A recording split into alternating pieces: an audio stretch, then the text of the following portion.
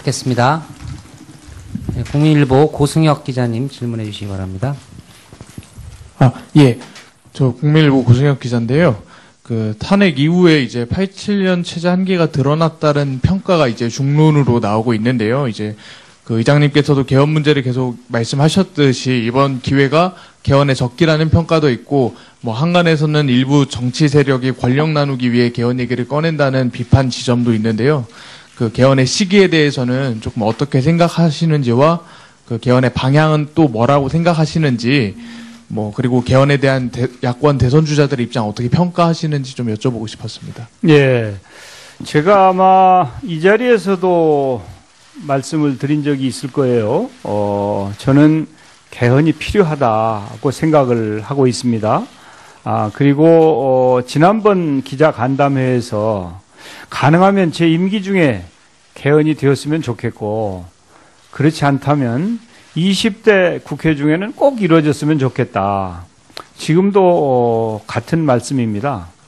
무슨 개헌을 딱 날짜를 정해놓고 100m 달리듯이 할 일은 아니고, 개헌은 이제 국가의 백년지대 해결을 논의하는 것이기 때문에 충분한 논의와 또 국민적인 공감과 또 제 정파의 합의가 선행되어야 된다고 생각합니다.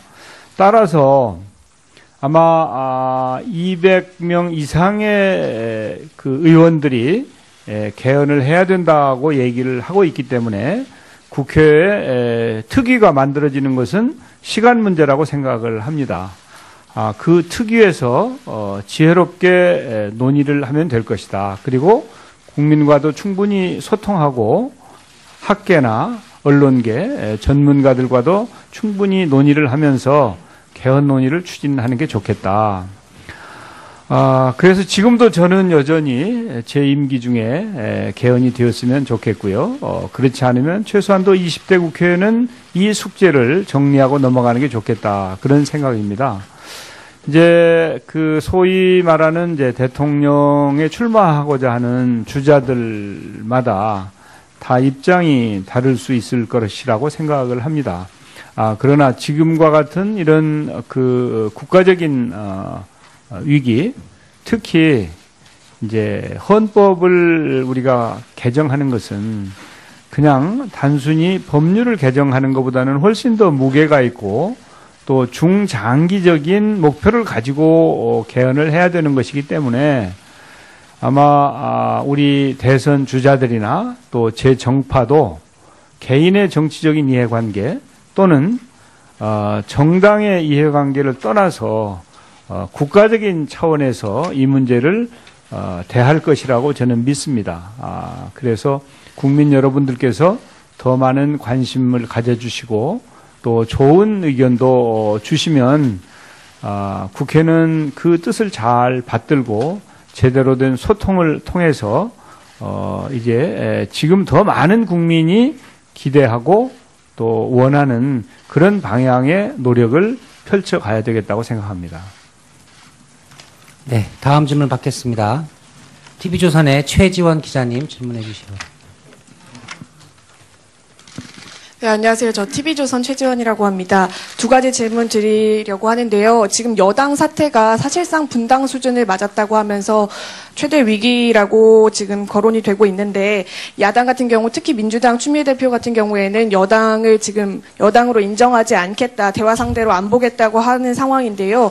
국회 차원에서 이 지금 분란을 어떻게 수습하실 수 있을 것인가에 대한 혹시 그 의장님의 고견이 있다면 말씀 좀 부탁드리겠고요.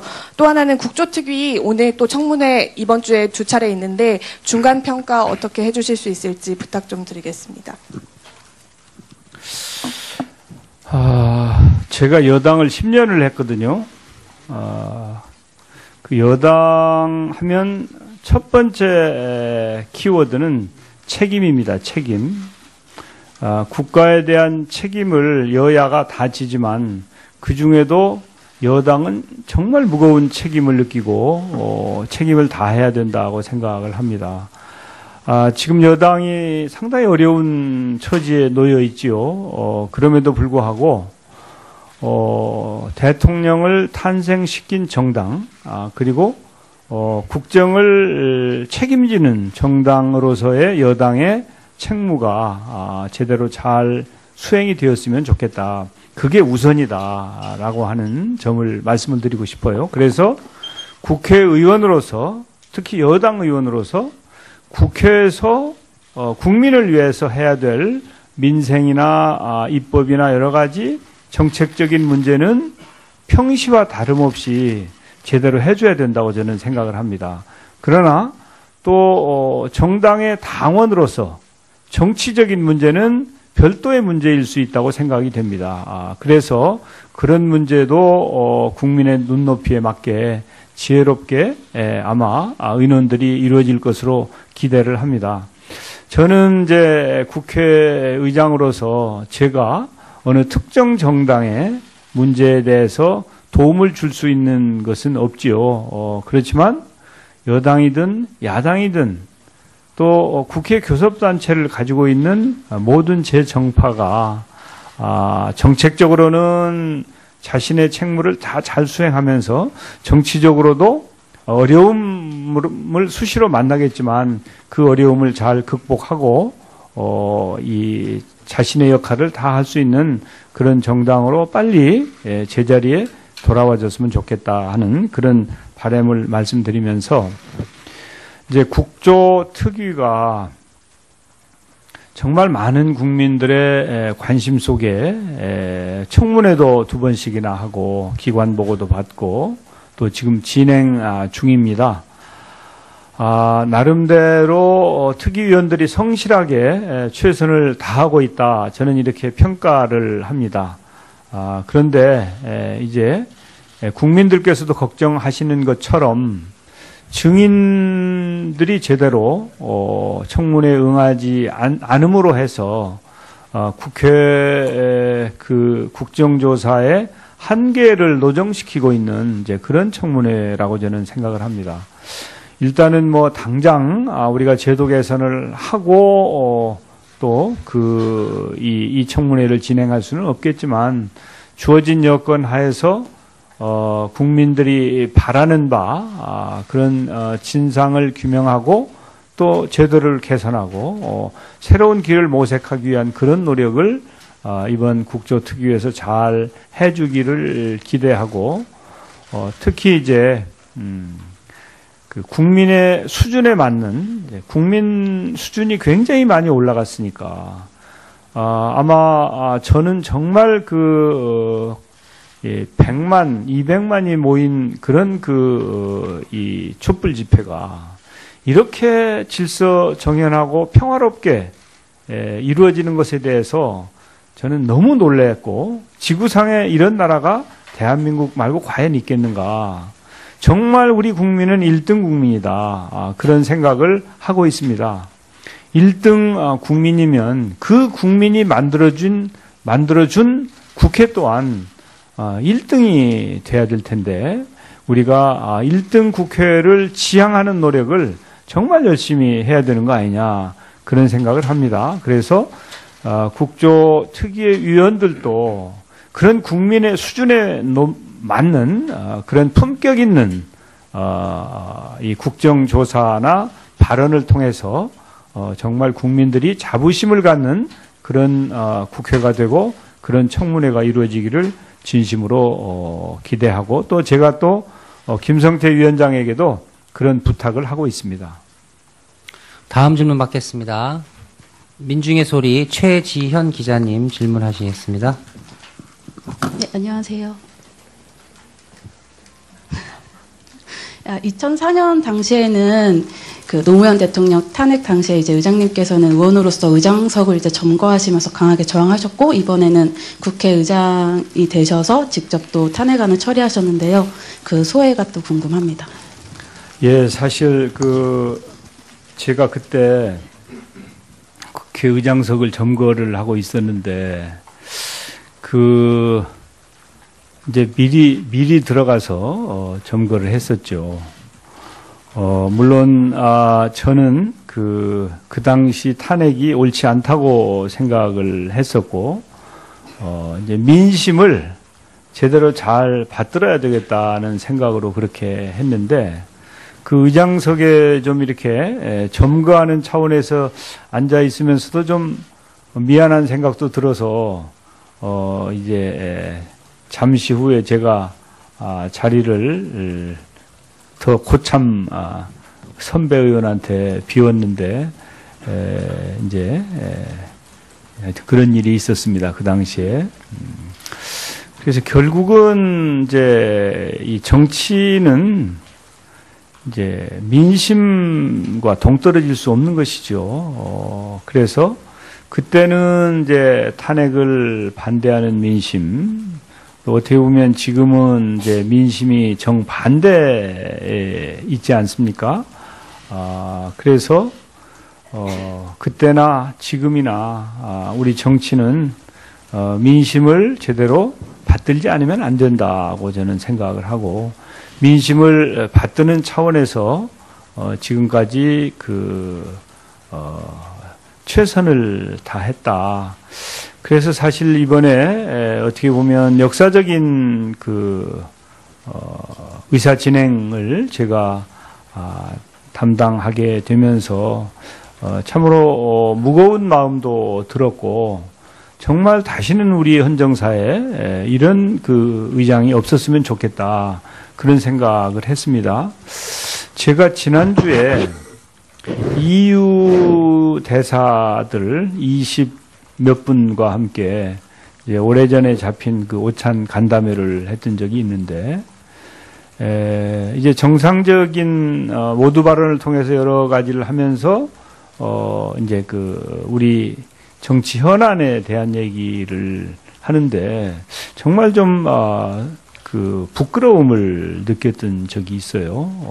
그래서 우리 대한민국이 다시는 이런 일이 일어나지 않게끔, 그래서 외국에 계시는 750만의 우리 동포들이, 모국이 이런 어려움을 당함으로 해서 현지에서 활동하는데도 부끄럽고 또 밖에 나가서 자신 있게 활동할 수 없는 상황, 이런 상황이 만들어져서는 안 되겠다. 또 아마 우리 국민들께서도 해외 여행을 많이 하실 테죠. 공사간에. 아마 그럴 때도 저는 지금 평소에 자부심을 갖지 못할 거라고 생각을 해요. 그래서 이제 그런 일이 다시는 일어나서는 안 되겠다, 저는 그렇게 생각을 하고, 정말 정치를 하는 사람들이 여든 야든 그들이 우선 먼저 제일 반성하고 성찰하고 미래를 위해서 제대로 된 법과 제도의 정비, 그리고 정치 개혁을 실천해야 되지 않겠는가, 그런 다짐을 했습니다. 다음 질문 받겠습니다. 프레시안의 김윤나영 기자님 질문해 주시기 바랍니다. 예, 프레시안 김윤나영이라고 합니다. 국정협의체 말씀하셨는데 의장님께서 어떤 역할을 하실 계획인지 궁금하고요. 또 어떤 의제들을 시급히 다뤄야 한다고 생각하시는지 궁금한데, 경제, 민생 이런 이야기 말고 아주 구체적인 의제를 생각하고 있는 게 있으신지 궁금합니다. 우선 아마 제가 직접 필드에서 뛰지는 못할 거예요. 그렇지만 국정 협의가 원만하게 잘 이루어질 수 있도록 적극적으로 협력하고 지원하는 역할을 저는 해야 된다고 생각을 합니다. 왜냐하면 그것이 바로 국민을 위하는 길이고 우리나라가 정상적으로 다시 출발하는 계기가 될 것이기 때문에 그렇습니다. 그래서 저는 국정협의체를 통해서 국회와 정부가 정말 경제를 걱정하고 민생을 챙기는 일에 게으름이 없도록 최선을 다해서 지원하고 협조할 그런 생각입니다. 제가 보기에는 역시 민생과 경제가 제일 중요하다고 생각을 합니다. 지금 AI 사태를 보면 지금은 책임을 따질 때가 아니고 저는 그 사태를 어떻게든지 그 극복하고 수습하는 일이 우선이라고 생각을 합니다만은 혹시라도 그 시스템이 제대로 작동하지 않았다든지 또 제때 필요한 조치를 게을리함으로 해서 이렇게 상황이 커진 측면은 없는지 잘 들여다봐야 된다고 생각하는데, 예를 들어서 AI를 비롯한 민생 또 자영업자들의 정말 이 어려운 그런 상황, 이런 문제들을 어떻게 여야정이 아니면 국정협의체가 제대로 돌볼 것인지, 또 지금 이제 미국의 트럼프 정부가 곧 출범을 하게 되죠.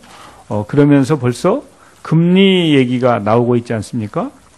지금 우리 가계부채가 가장 큰 이제 문제 중에 하나로 부각이 되고 있는데, 금리가 급격하게 상승된다든지 하면 어떻게 할 것인가? 선제적으로 필요한 조치들을 취해야 할 부분이 너무 많다고 저는 생각을 합니다. 그리고 보도를 보면 우리 경제 성장률이 제로 성장에 가깝게 되어 있다라고 하는 점도 정말 걱정하지 않으면 안 될 부분이죠. 그래서 국정 어느 것 하나 제대로 돌아가는 것이 없는 상황이기 때문에, 그래서 지금은 이 정치인 개개인의 입장이나 당리 당략보다는 정말 국민을 섬기고 국가의 미래를 걱정하고 멈춰 서 있는 대한민국이 다시 전진하게 하는 노력을 국회와 정부가 열심히 해야 된다고 저는 생각을 하고 있습니다. 그래서 그런 그 노력이 성과를 낼 수 있도록 저는 국회의장으로서 제가 할 수 있는 모든 역량을 다해서 지원하고 협력할 작정입니다.